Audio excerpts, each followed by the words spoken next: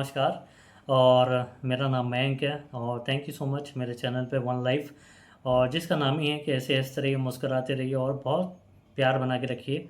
तो आज मैं वीडियो लेके आया हूँ, आप लोगों को कुछ जानकारी देनी है ताकि आप जो है ना फ्यूचर के लिए थोड़ा सा 2027 तक जो है ना बहुत अच्छे से सोच समझ के चलें। ठीक है। तो अब बात हो रही है 2027। तो 2027 में बहुत सारे जो मतलब लोग जैसे आईएमएफ है, ओईसीडी है, वर्ल्ड बैंक है, ये सारी चीज़ें हैं, अनुमान लगा रही हैं कि भाई 2027 तक वैश्विक मंदी आने की पूरी तरह से संभावना है। और उसके बाद में वो कहती हैं कि भाई अब उसको 2027 में अगर ये वैश्विक मंदी आती है तो उसको नकारा भी नहीं जा सकता है। तो बात करते हैं कि आईएमएफ ने जुलाई 2026 के डेटा के हिसाब से बोला है कि भाई जीडीपी की वृद्धि 2027 में 3.4 रहने का अनुमान है। तो इसी के साथ साथ उसने बोला है कि लेकिन ये जो मोस्ट कारण है उसके साथ इसमें लेकिन आईएमएफ में युद्ध, वित्तीय बाजारों के तेज गिरावट और अन्य प्रमुख डाउन साइड रिस्क बताया गया।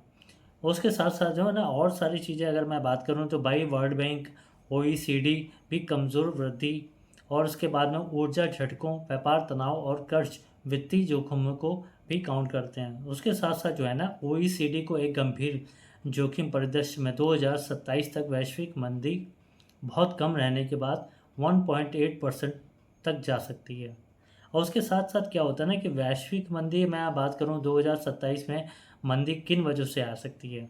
तो 2027 में मंदी आने की कई मुख्य वजह हैं। जैसे कि मैं आपको बताऊं, पहला वजह तो यही है कि युद्ध और तेल संकट, युद्ध और तेज तेल जो है ऊर्जा का संकट है।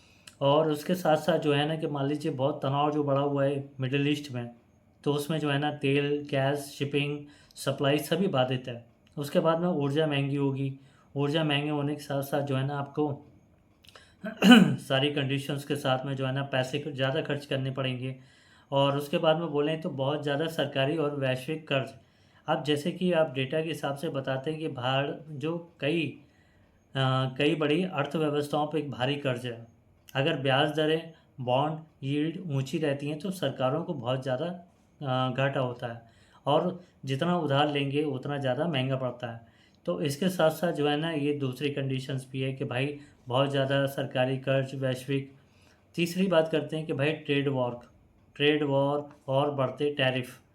तो जैसे कि आप देख रहे हो, अमेरिका भारत को कितने टाइम से बोल रहा है कि भाई आप 100% टैरिफ लगा देंगे, 50% टैरिफ लगा देंगे।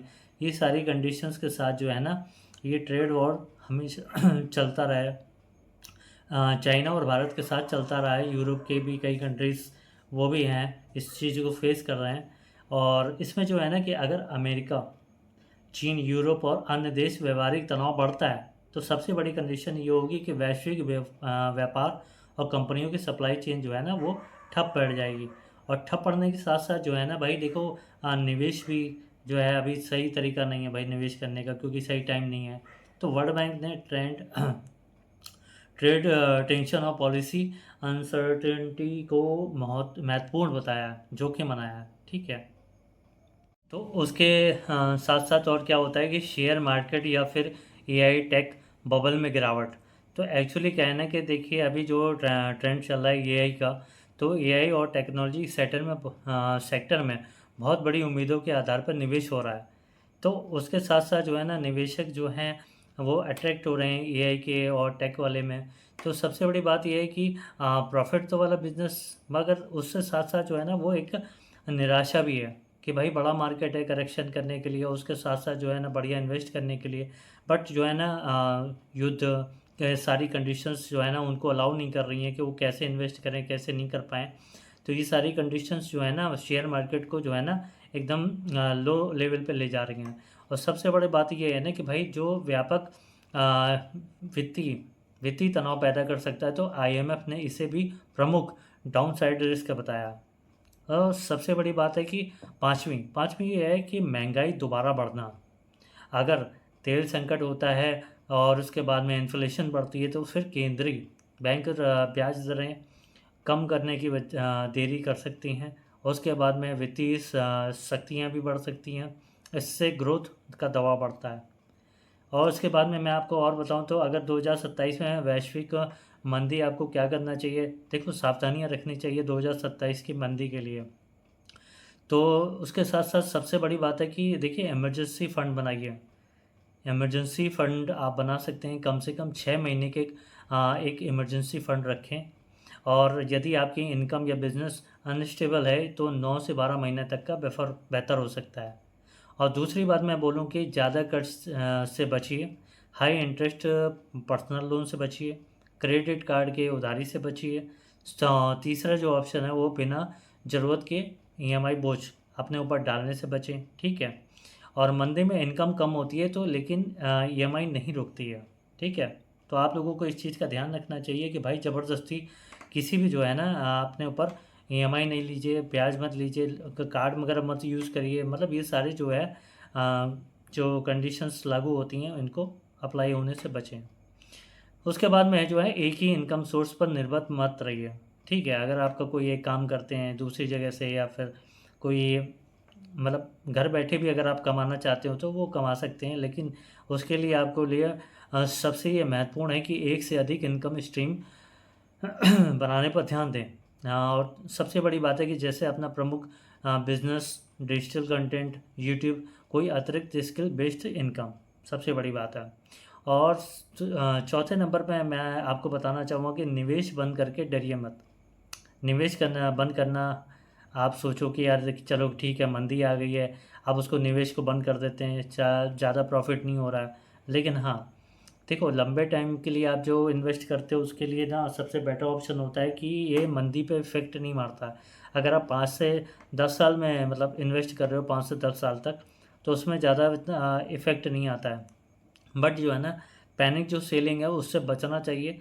पैनिक सेलिंग नहीं करना चाहिए, क्योंकि सबसे बड़ा जो नुकसान होता है कि लोग अपने जो म्यूचुअल फंड है, एसआईपी हैं, उन सबको जो है ना ब्रेक करना चालू कर देते हैं। तो इसलिए ऐसे हर चीज़ों से बचिए, चाहे वो इक्विटी फंड हो, डेट फंड हो, कुछ सुरक्षित लिक्विड रिजर्व हो। तो ये सारी चीज़ें जो है ना अपना आराम से हो।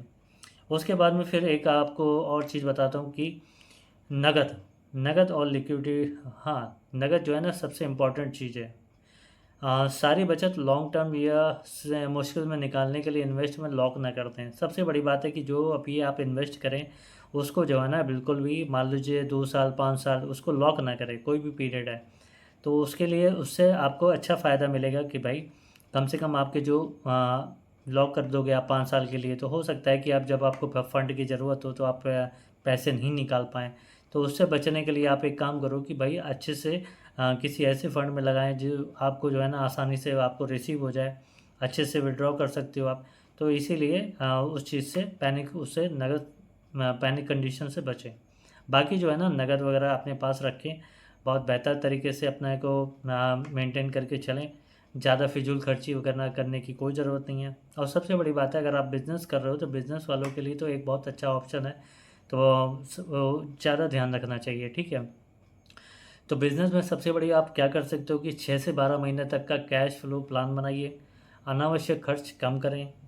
और उसके बाद में तीसरा है ज़्यादा उधार बिक्री नियंत्रित। अगर बहुत ज़्यादा अगर आप उधारी कर रहे हो तो उसके साथ साथ जो है ना आपको बचत करने की बहुत ज़रूरी है। ज़्यादा उधार आपको जो है ना नुकसानदायक होगा।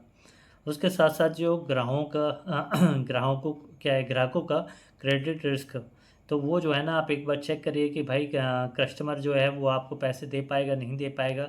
तो ये सारी चीज़ें कंडीशंस उनको चेक करिए कि वो किस हालात पे किस हालात से गुजर रहा है। तो माल उतना ही उधारी दें जितना आप ले सकें।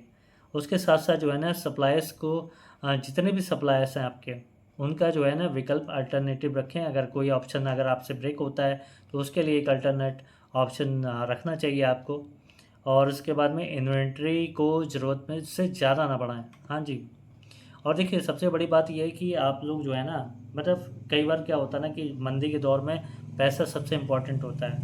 अब उसके बाद में पैसा सबसे इम्पोर्टेंट होने के साथ साथ जो है ना आपको कई मायनों में आपको सपोर्ट भी करता है। कई मायनों में आपको फिजूल खर्ची से बचना चाहिए, इसलिए क्योंकि अब जब मंदी आती है तो जो है आपके सोर्स इनकम कम हो जाते हैं। उसके बाद में सेविंग्स प्लान जो है वो घट जाते हैं। तो ये सारी कंडीशंस के साथ आपको जो बचना चाहिए, बस एक छोटी सी ये मैं आपको सलाह दूंगा कि जितने भी हो तो आपने जो है किसी भी चीज़ को स्टॉक करके ना रखें, आराम से ख़रीदें, ज़रूरत के हिसाब से ख़रीदें। ज़रूरत के हिसाब से अपना फ़ंड चूज़ करें, ज़रूरत के हिसाब से सेविंग करें और 6 से 8 महीने का बैकअप बना के रखें। कम से कम ये छोटी-छोटी सावधानियाँ हैं, कम से कम आप जो है इस चीज़ से रिलीफ़ पा सकते हो। बाकी बहुत अच्छी मैंने बहुत अच्छे से कोशिश की है कि आपको समझाने की, तो थैंक यू सो मच। और अगर आपको वीडियो अच्छी लगी हो तो प्लीज़ चैनल को लाइक और सब्सक्राइब करते रहिएगा। बाकी मुझे सपोर्ट करिए, वीडियोज़ को लाइक कर दीजिएगा और बहुत सारा प्यार दीजिएगा। तो थैंक यू सो मच, अगली वीडियो में मिलते हैं।